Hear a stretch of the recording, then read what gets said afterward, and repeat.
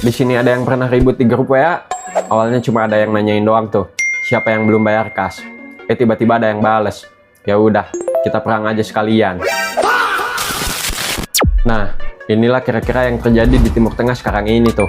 Bedanya ini bukan grup WA, ini bukan tongkrongan, dan ini juga bukan rebutan parkiran di Indomaret tuh.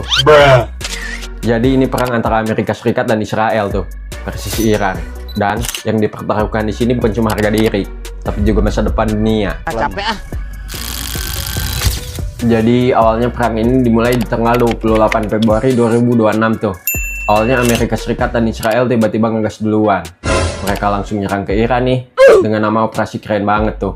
Kalau Amerika Serikat nyebutnya operasi Epic Fury. Kalau Israel nyebutnya operasi Lion Sword.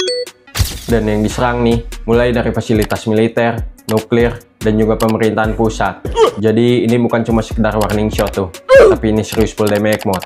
Bahkan menurut laporan nih, serangan ini ngebunuh petinggi Iran, termasuk pemimpin tertingginya, Ayatollah Ali Khomeini. Ini bukan lagi gua nggak suka lu tuh, tapi ini udah naik level, jadi gua uninstall lu dari map.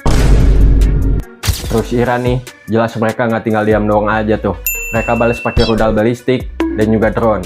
Targetnya mulai dari Israel, pangkalan militer Amerika Serikat, dan juga negara-negara sekutu. Bahkan ratusan serangan diluncurin tuh, beberapa kena target sipil, dan buat ribuan orang luka-luka. Ini bukan kayak lu balas chat 5 jam kemudian tuh, tapi ini kayak lu pukul gua kirim 200 rudal balik. Ini bukan cuma perang 3 negara tuh, tapi negara-negara lain juga ikut kena efeknya.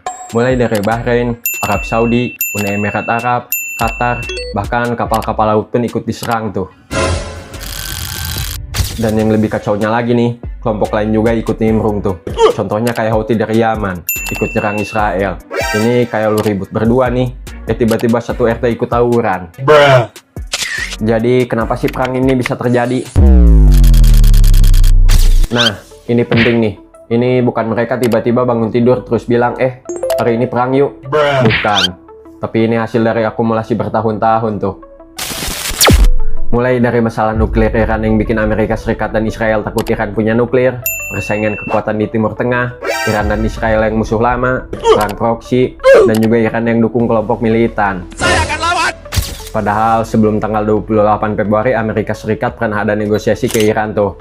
Tapi gagal nih, padahal ada pembicaraan damai, malah diserang duluan.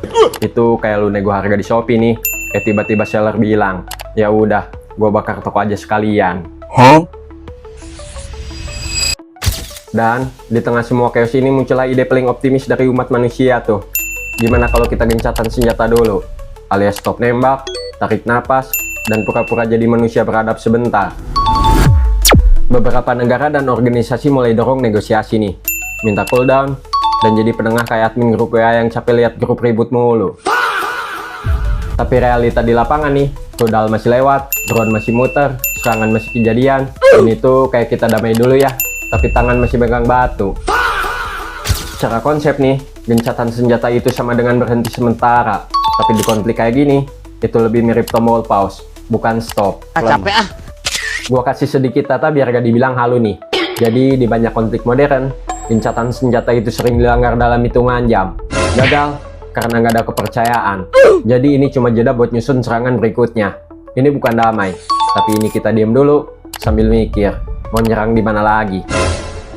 Terus sekarang kita bahas hal yang paling serem nih. Bukan perangnya, tapi dampaknya ke kehidupan kita yang cuma pengen makan enak tapi dompet kita tipis.